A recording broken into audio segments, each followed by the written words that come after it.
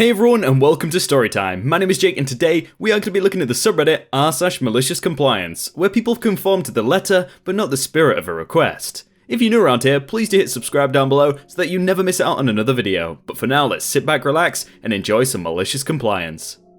The coat.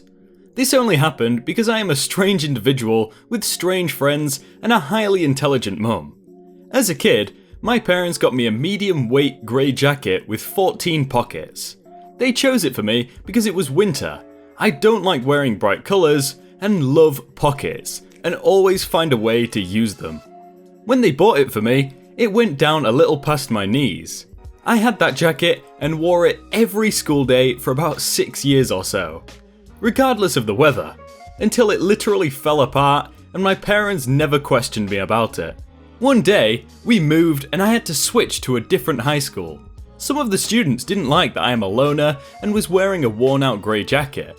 I never bothered anyone, ate lunch by myself, ignored anything that was said to me positive or otherwise, and was content to leave people alone. But someone told their parents that they were scared I was going to do something. This wasn't long after that Columbine school thing, and back in the day, many schools had the DARE program. DARE is the Drug Abuse Resistance Education program that many US schools had, or have. One day, the DARE officer meets me at the bus drop-off point and says that I can't wear that jacket since it's scaring other kids and he needs to look through my backpack and locker. The locker they had access to anyways, but in order to check me and my bag for anything, they had to wait for my parents to show up. Locker checked out good. And when my irate mum showed up and let them check me to prove a point, they didn't know what to say, but told her that I couldn't wear that jacket to the school. Not because it was old and showed its miles, but because it scared other kids. That night, it poured massive amounts of rain and the temperature dropped. I didn't have a jacket that I could wear to school anymore, so I was thinking I'd just stay home. That is, until my mum asked if I had a friend's phone number. A friend of mine, who was homeschooled, had a hobby of making chainmail armour with heavy leather padding under it to keep it from chafing. His parents let him do it, and he sold it at Renaissance fairs or at a local flea market and used the money to fund his gaming habit. He was about my size and had kept a set for himself that he'd tinker with if he found out about a different method of doing it or was trying something new out. She decided to drop me off that day, by way of my friend's house, and then went to a local gas station to wait for the fallout. My homeroom teacher loved it, but she was also a history teacher that loved her job. The other students didn't have a clue what to do. I was fairly comfortable and entirely warm and dry in it. My first class had just started when the door comes flying open, with the DARE officer trying to make it sneak in after they'd opened it. I never understood why people do that. The door latch and hinges made a noise as you opened them, and there was a strange, vacant sound difference, combined with the teacher stopping mid-lecture to draw attention to you sneaking in. The class was fairly full, about 30 students, but it only took a few moments to single me out. Back to the front office we go, where my mum is waiting with my old jacket. The principal's mouth drops open as I stroll through the door, armour clinking and jingling at every step. From here, P, principal, M, my mum, me, and you probably understand that one. "What do you think you're wearing?" "He's wearing a coat." "What? That's not a coat." Me, being a smart person I am, "It is a coat of arms, intended to provide a squire with some protection during battle to aid his assigned knight. It was also worn by various others throughout history. I like the armour and weaponry from that period and its history." "You can't wear that. It's scaring the other kids and violates the school dress code."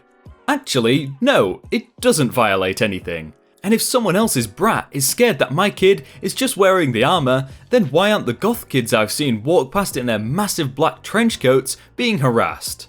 What about that other kid that was just in here with the massive backpack? They could more easily hide something, that the kids should be scared of that instead of my son. Has anyone said that he said anything dangerous or threatening?" "No, but we've had student and parents complaints about your son already." "What are they complaining about?" "They are scared of your son because he doesn't talk to anyone, hangs out by himself, was wearing that huge jacket. We have to do something. Everyone is scared after the Columbine thing." You have got to be kidding me. You're singling out my son, a new student, because he doesn't know anyone and hasn't made friends yet? I'll skip much of the conversation from there, but mostly because I dozed off and this is getting long. After a while, my mum woke me up saying the principal had decided to suspend me over the coat. My mum is not a person to mess with, and went to the next school board meeting with me in tow. She explained the whole situation as she understood it, had me stand up to show how threatening I was while wearing the grey coat and then the chainmail. I was, and still am, a tall skinny guy with glasses and my nose always in a book. The principal ended up getting a lecture and written up for failure to do stop harassment of a student and being complicit in harassing a student, or some equal legal jargon. We were told that I could wear the old jacket again. I'm just imagining this tall skinny dude with huge massive chainmail armor just clinking around and everyone being like, what is happening? My manager broke my headphones, told me to sue him, so I did. I worked at a fast food restaurant, and at the time this happened, I had been working here for a year and a half. A bit of context. I was 17 at the time, and I have anxiety. It can vary in severity on a daily basis, but sometimes I have really bad sensory overload. So, I bought myself a pair of noise-cancelling Bluetooth headphones that can block out all noise. They cost me £220. They were a major investment for me, as I was only a part-timer and made about £160 to £300 a month depending on how many shifts I worked. One day was particularly busy, so I didn't get my break until 5.5 hours into my 8-hour shift. Technically illegal, as because I was 17, UK child labour laws applied. But I didn't say anything, as either giving us our breaks way too late or way too early and having too much time afterwards was a common occurrence here. Anyway, on this one day I was on my break, I had just gotten my food and sat down in the staff room with my headphones on. I had no music on, but the quality of noise cancelling was that good I couldn't hear anything. I'm sitting there, eating with my back to the door, and my manager walks in demanding me back on shift as soon as possible. I don't hear this, but also remember I was like 5 minutes into my 45-minute break. He must have thought I was purposely ignoring him because he came up to my side and started screaming so loud I could hear his voice through the earphones. It wasn't that loud, but I could hear him. I go to take off my headphones and he starts shouting louder, calling me ignorant, good for nothing, and how he needed me back now, no excuses. Hearing this, I was on the verge of tears, trying to stop a panic attack from happening. I tried to calmly explain that I've only just gone on break and I'm still eating. If he wants me back after I've finished eating, I'll come back, but not earlier. I pointed at the dessert I had purchased from the store as if to say, look, I've spent my money here, I'm eating this before I do anything.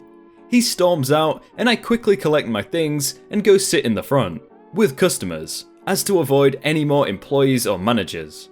The restaurant was fairly busy, but still had a number of free seats, and I was technically a paying customer, I was allowed on front. Even though it was busy, no problems normally if the restaurant is quiet, just don't like it when busy. I sit down and finish eating my meal and my dessert. I pull my phone out to check if I had any messages. Instantly, I felt someone tug on my shoulder. It was my manager again.